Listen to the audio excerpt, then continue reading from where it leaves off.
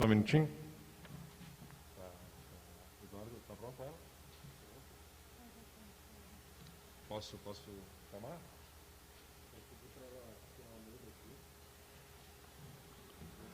A nossa próxima transmissão é online, então a palestra vai ser transmitida. Vamos somente aqui sincronizar a palestrante com o cerimonial. Se quiser vai, eu vou, Eduardo.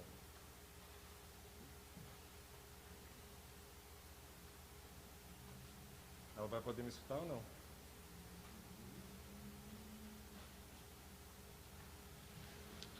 Chamamos agora a advogada, especialista em Direito de Família e Sucessões, doutora em Direito Civil pela Universidade de São Paulo, USP, mestre em Direito Civil pela Universidade Federal do Paraná, especialista em Direito Civil pela Universidade Camerino, na Itália, e é presidente da Associação dos Advogados de São Paulo, a doutora Viviane Girardi, com a palestra Direito e Tecnologia. Eu passo diretamente a palestra para a doutora Viviane Girardi. Muito obrigada. Eu gostaria inicialmente de cumprimentar os que nos assistem presencialmente e também online, nesta 25ª Jornada Internacional do Direito, e dirijo os meus cumprimentos ao Jean Grey Chaves, que novamente nos convidou, à ASP, e é uma honra para nós estarmos aqui nesse evento, ainda que tenhamos que realizá-lo nessa modalidade virtual, quando nós sabemos que esse evento ele é também um momento de muito congraçamento e de reunião de muitos operadores do direito. Mas os tempos nos exigem essa modificação e é muito importante que assim tenha sido realizado e por isso novamente eu cumprimento o Jean Grey. Como o meu colega que me antecedeu na palestra falou muito a respeito da perspectiva do direito, eu vou dar aqui um enfoque um pouquinho diferente e peço licença para compartilhar com vocês a tela aqui a respeito do direito e tecnologia, tentando dar uma abordagem a respeito de como o direito está sendo impactado por esses novos tempos e de como nós, operadores do direito, devemos estar preparados para essa nova realidade que vamos vivenciar. Eu só peço ajuda do pessoal da técnica, porque não está aparecendo aqui para mim a possibilidade de compartilhamento. Ah, agora sim, desculpe.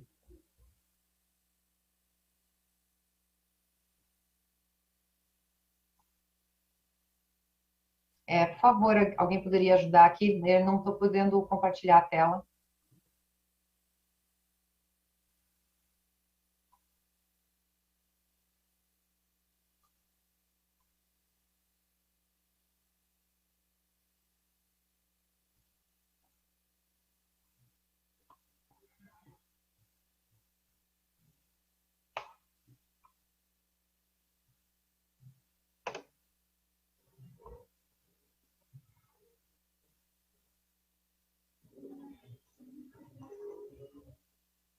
Será que agora vocês me acompanham?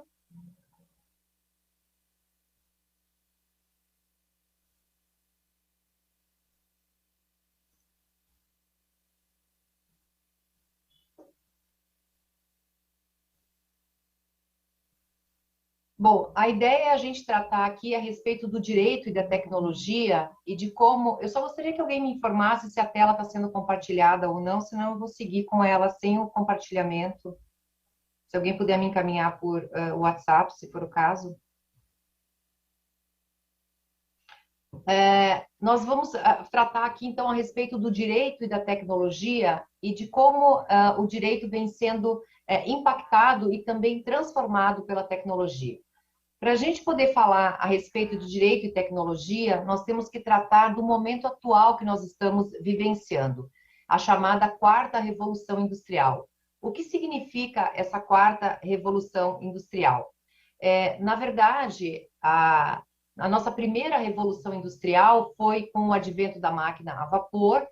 A segunda revolução industrial, ela se deu em continuidade a essa primeira revolução com o advento da eletricidade, que tornou possível a a produção em massa, né, a respeito já do que já havia sido conquistado no primeiro momento, e a terceira revolução industrial, que se deu em meados do século XX, com o advento da virtualização e do mundo virtual.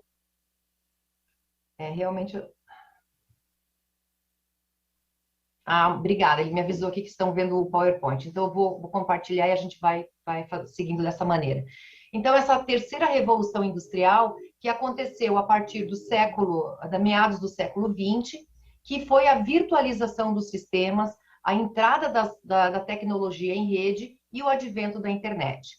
Agora nós chegamos ao que nós chamamos de quarta revolução industrial, que é, na verdade, uma revolução que, ao contrário das anteriores, que tinham uma continuidade, né, uma solução de continuidade, nós dizemos que a quarta revolução ela é disruptiva, porque ela acontece numa velocidade nunca antes vivenciada pela sociedade, ela tem um alcance também nunca antes vivenciado, porque essa revolução acontece de forma global, causa um impacto em todos os sistemas e ela é transformadora da sociedade, porque enquanto, na verdade, ela se processa, ela mesma vai se transformando e impactando no comportamento das pessoas e da sociedade como um todo.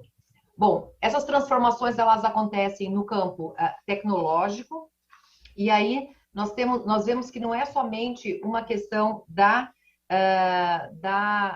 do mundo virtual ou do uso da tecnologia em si, mas são de novas tecnologias, e de uma tecnologia que vem acompanhada de inteligência artificial, de computadores em nuvens, com a possibilidade de digitalização de todos os processos, com o advento do blockchain, com a internet das coisas, ou seja, as próprias coisas agora têm uma autonomia e estão se comunicando com os seres humanos, e a inteligência artificial se valendo dos big data, que são esses grandes processadores ou esses grandes bancos de dados, que reúnem e compilam dados reais, aonde a inteligência artificial vai se alimentando para ela própria ir criando e tomando decisões, ou seja, processos autônomos da participação humana, né? E como é que essas transformações tecnológicas também impactam não só na sociedade, mas em todas as outras esferas do mundo contemporâneo que é globalizado. No campo da economia, nós temos os fenômenos já bastante conhecidos, que foi a disseminação completa e a possibilidade de uma economia compartilhada, né? Então, hoje, se antes nós tínhamos a economia centrada em organismos ou mais regulamentadas por estados, hoje nós temos uma economia completamente descentralizada e uma economia muito diferente do que até então nós conhecíamos. O exemplo mais comum que a gente poderia usar seria do Uber, ou seja, há uma economia, há uma empresa uma empresa de transporte que sequer tem um carro. Todos os carros são, na verdade, dos operadores que compartilham com a empresa por meio de uma plataforma tecnológica e acabam tendo, nessa forma, a forma da produção dessa economia, né? E como essa transformação, tantas outras se dão no campo econômico. Nós vimos recentemente, por exemplo, a descentralização também dos estados, no que diz, por exemplo, as grandes empresas de tecnologia como Facebook, Google e o trânsito das informações. Bom, e essas transformações também, essa tecnologia toda, que motivada por essa capacidade de intervenção absoluta do homem em campos que são da era biológica e da era tecnológica, nos levam também a transformações morais e éticas, né?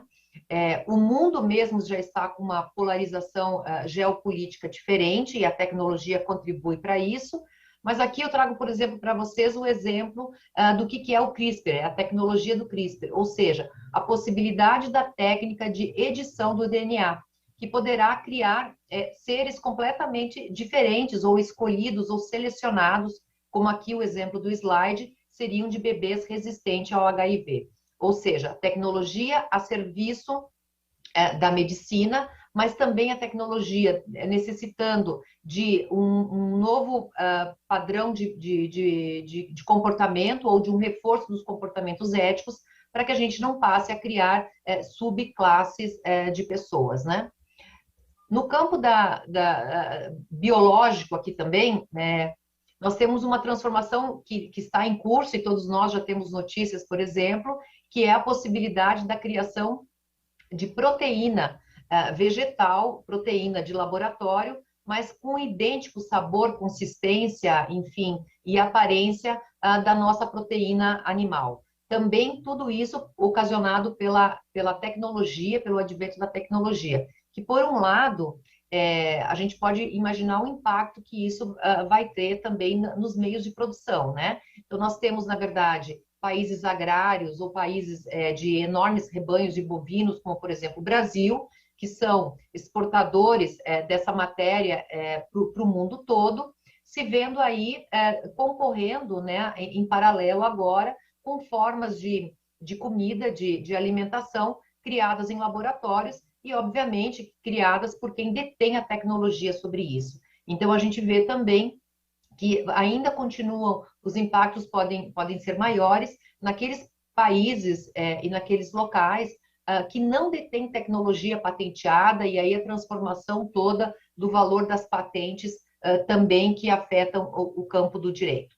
No campo governamental, para passar muito rapidamente, a transformação também, aqui no exemplo, quando os países adotando a tecnologia e já tendo as próprias criptomoedas, as moedas digitais, mas, por outro lado, uma experiência recente, como nós vimos nos Estados Unidos, recentemente agora nas eleições, de como, por exemplo, Facebook e, enfim, as plataformas tiveram que disciplinar o uso da liberdade de pensamento e da liberdade de expressão, inclusive tolhendo manifestação, né, no caso do candidato Donald Trump, ou sendo, exercendo ele um poder de jurisdição antes deferido somente ao Estado por meio do Poder Judiciário. Então, nós vemos que as empresas, com toda essa transformação, com todo esse crescimento que se dá por força da tecnologia e desse mundo onde a tecnologia vai ser o grande impulsionador das mudanças sociais, também impactando nas transformações geopolíticas e nas transformações nos impactos do poder. Bom, mas e o direito? Como é que fica o direito nesse cenário todo, né? O direito, que é a nossa ciência, que nós sabemos, que tem como premissa, tem como função pacificar o ambiente social e dar respostas para a paz social. O direito deverá levar todos esses fatores em consideração. Nós já estamos vendo os impactos da tecnologia na nossa atividade, né? Talvez até a realização desse evento aqui possa ser um exemplo também disso, ou seja, antes nós precisávamos todos nos dirigir até Gramado, que é motivo de prazer, mas enfim, nós tínhamos todos que nos dirigir a Gramado para poder realizar um evento, e agora nós realizamos o evento estando cada um nos seus lugares, né, nas suas respectivas cidades. Mas o direito, qual vai ser o paradigma de mudança do direito nesse cenário todo? O direito vai ter que ser uma ciência um pouco mais célere, né, com uma linguagem mais abandonando aquela linguagem tão rebuscada e muito hermética do direito, sendo uma ciência talvez menos legalista e muito mais conciliatória, com propostas mais ágeis de retorno para soluções dos casos práticos, né? Ou seja, um direito muito mais digital e menos analógico. E com isso, naturalmente, com essa transformação do direito, nós temos a transformação não só das estruturas do sistema judiciário, mas principalmente a modificação do perfil dos profissionais que atuam no direito, né? Então, esse profissional vai ter que ter novas competências, os chamados novos skills. Além de você ser um bom conhecedor do direito, da linguagem do direito, você vai ter que ter outras habilidades que vão te colocar dentro desse cenário de maior agilidade, de maior transparência, de velocidade e de constante inovação. As universidades, os currículos, né, dos cursos jurídicos também têm o desafio de serem constantemente aprimorados a fim de acompanhar essa transformação tecnológica que nós vemos na ciência do direito. Bom, e a advocacia aqui muito em específico, quais serão as novas expectativas e as novas ferramentas que se espera da advocacia, né? A advocacia vai sofrer e também já está sofrendo, já está se adaptando às inovações tecnológicas e também já está incorporando as novas ferramentas tecnológicas no seu dia a dia, né?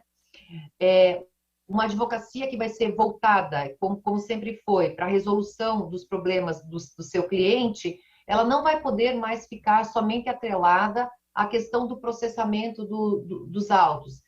Vai ser uma advocacia, e aqui eu me direciono em específico para a nossa audiência mais jovem, uma advocacia extremamente especializada. O advogado vai ter que conhecer muito e conhecer com profundidade a área a qual ele se dedica. Mas mesmo dentro dessa especialidade, a abordagem vai ter que ser sempre multidisciplinar. Então, se o advogado se dedica a contratos, ele vai ter que conhecer muito bem os contratos, as regras contratuais, o direito contratual digital, mas ele também vai ter que ter noções de economia, as noções de tecnologia, saber transitar em todo esse mundo que é um mundo muito mais interconectado e que atua em rede e muito volátil na sua transformação. Então, adquirir o conhecimento tecnológico, ter conhecimento e ter noção das resoluções dadas e orientadas por dados, porque isso vai trazer previsibilidade também para as decisões, nós vamos poder sempre nos valer desses big data, né, dos dados, para conhecer e passar as informações. Vai ter que ser um profissional com extremas habilidades comportamentais e de gestão, e aí é onde entra os skills, né, como a criatividade desse nosso profissional, a inteligência emocional para saber lidar nesse mundo que vai exigir muito mais contato também e performance do profissional. A resolução dos conflitos, como eu mencionei antes, aonde entram em campo as habilidades da negociação, as habilidades da mediação, talvez antes esquecidas no modelo de uma advocacia que prioriza, né, ou que majoritariamente foi assentada sobre uma matriz do litígio. Hoje, a negociação, a conciliação vão ser mecanismos, né, e a técnica da mediação, mecanismos exigidos para esse novo profissional. O trabalho em rede também é fundamental, não se tem mais como se trabalhar de forma isolada, e as plataformas de relacionamento, as plataformas de comunicação, a mesma, sejam com escritórios de advocacia, seja com os outros demais ecossistemas que fazem parte do sistema jurídico, vai ser uma realidade. Um profissional que tenha o empreendedorismo como uma das suas chaves, a inovação e uma liderança voltada para pessoas muito mais do que para processos, né? Bom, o direito, como é que fica com a necessidade da inovação e os impactos da tecnologia? Conforme eu trago esses slides aqui para vocês, a inovação não é mais apenas só trazer novas tecnologias, né? A inovação é o que vai garantir que a tecnologia se mantenha sempre com eficácia. Mas essa tecnologia ela vai estar combinada sempre com um direito, com o conhecimento do direito e com a prática jurídica, ou seja, ela é uma ferramenta para viabilizar o direito e o dia a dia da advocacia. Os escritórios de advocacia vão continuar recrutando pessoas, né? Quer dizer, nós não vamos ter aquela absorção completa da inteligência artificial por escritórios, vão ter sim fases ou a possibilidade de algumas áreas do direito serem absorvidas e serem comandadas pela inteligência artificial, como nós temos muitas vezes as atividades repetitivas, as atividades de massa, mas os escritórios de advocacia vão ainda continuar recrutando pessoas, porque atrás de todo esse processo tecnológico, nós vamos continuar tendo o homem comandando as atividades jurídicas, né?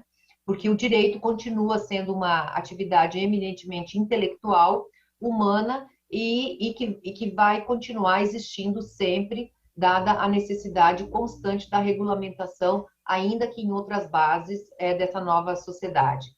Então, o que nós temos aqui de ameaça só é que o profissional que não tiver no conhecimento, na busca constante do conhecimento, ele vai acabar sendo substituído pelos algoritmos da inteligência artificial, ou mesmo pelo machine learning, né? Que é, na verdade, a inteligência artificial e a máquina que aprende com ela própria e fica prescindindo aí da participação do ser humano.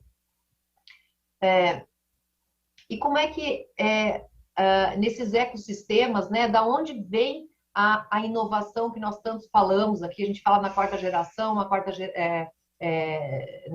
quarta revolução industrial marcada por inovação, porque ela significa que não é uma quarta revolução estacionária, que nós chegamos a um determinado ponto do uso da tecnologia e de toda a transformação que a tecnologia traz como algo perene ou acabado. Nós vamos precisar sempre que a criatividade humana esteja propondo a inovação, ou seja, os processos vão ser sempre substituídos por novos processos e a criação vai ser constante e numa velocidade muito rápida. Então, o campo das nanotecnologias, o campo da neurotecnologia, os robôs, a inteligência artificial, a biotecnologia, os sistemas de armazenamento de energia para a produção, o uso dos drones, enfim, a produção em 3D, tudo isso impacta o ecossistema jurídico, que ele está ampliado e é formado pelos escritórios de advocacia, pelos departamentos jurídicos que são mais rentes à realidade das empresas, sejam elas de serviços, sejam elas da indústria, e que sentem, portanto, essa transformação nos meios de produção e como isso impacta na atividade e nas demandas dos respectivos departamentos jurídicos. As empresas de tecnologia que estão voltadas agora para o universo para oferecer ferramentas também para as demandas jurídicas, e mais do que nunca, né, essas plataformas de serviço e as startups jurídicas. A todo momento nós temos aí um ecossistema que surgem startups dando soluções e propondo encaminhamentos para as questões ligadas ao poder judiciário, à vida dos advogados, o controle dos processos, a virtualização absoluta, né, para a qual nós caminhamos dos serviços jurídicos.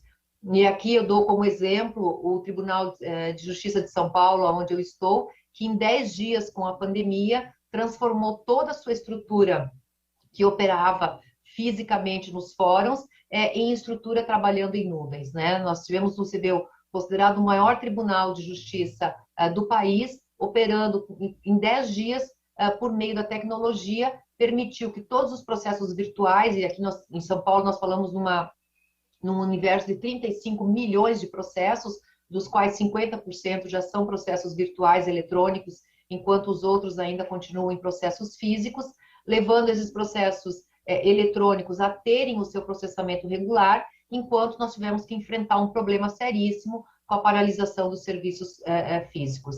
Mas vocês vejam que muito rapidamente, e a pandemia foi um fator que mostrou como nós tivemos que ser disruptivos aqui no caso, né? Ou seja, não deu para ter uma solução de continuidade, a gente preparar essa mudança.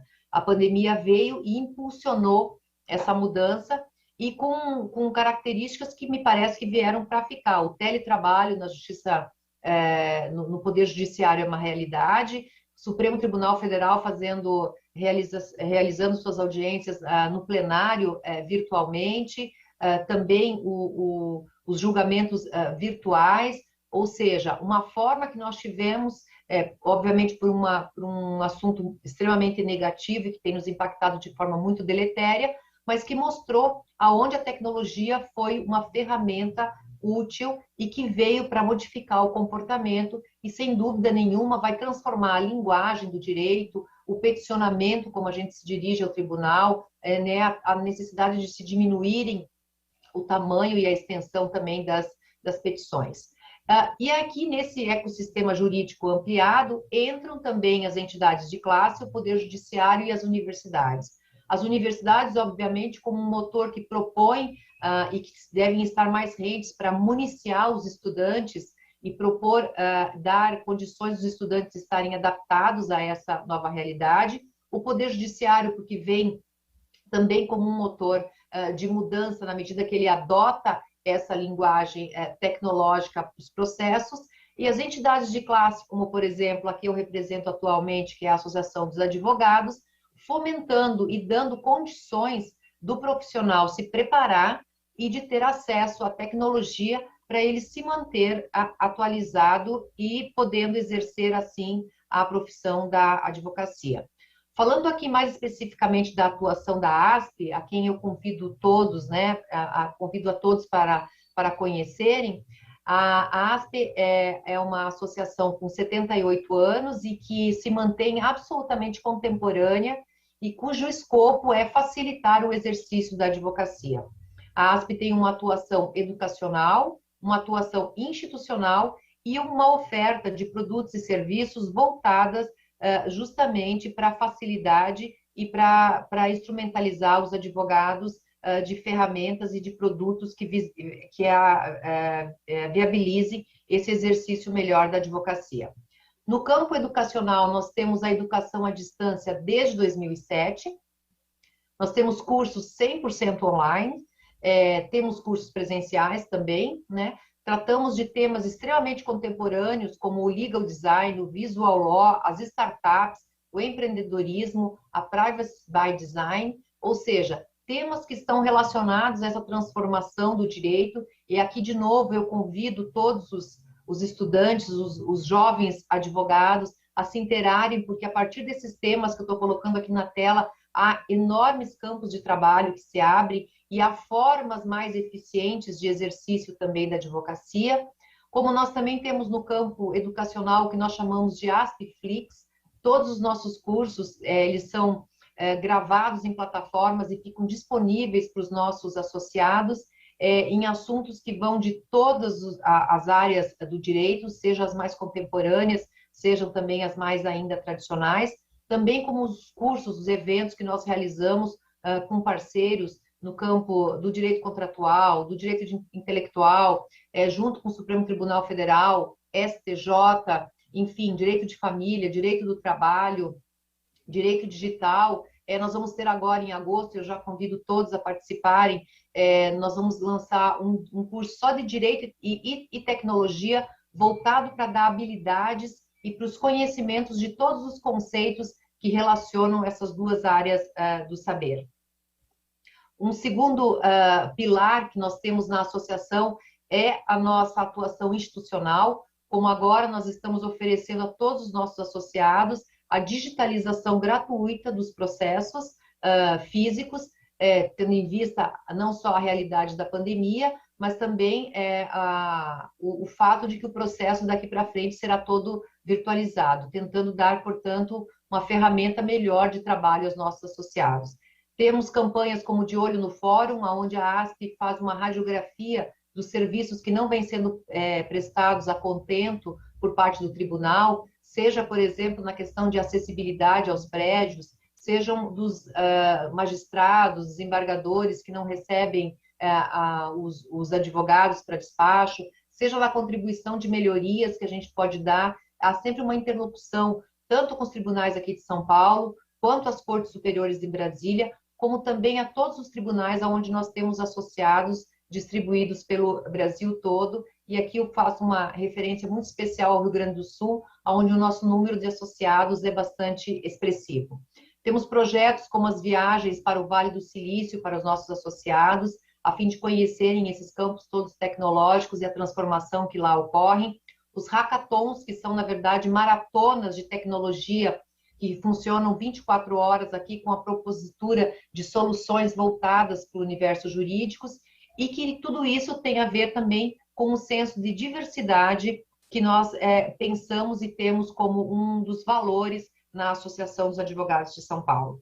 O nosso terceiro pilar é a oferta de produtos e serviços. E aqui eu dou destaque ao nosso gerenciador de processo, ou seja, os nossos associados têm acesso a um gerenciador de processos que pode funcionar com cadastramento de todos os processos, com uma forma de possibilitar uma gestão melhor dos processos dentro dos respectivos escritórios, a um custo muitíssimo baixo quando comparado com os sistemas oferecidos pelo mercado. Sistemas de cálculo judiciais,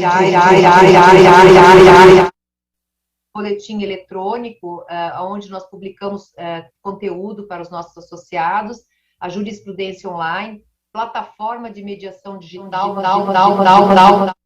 o uso por força da pandemia, e, por exemplo, guia de custas para orientar os nossos associados. Então, aqui eu já encerro a minha apresentação e me encaminho aqui para o final.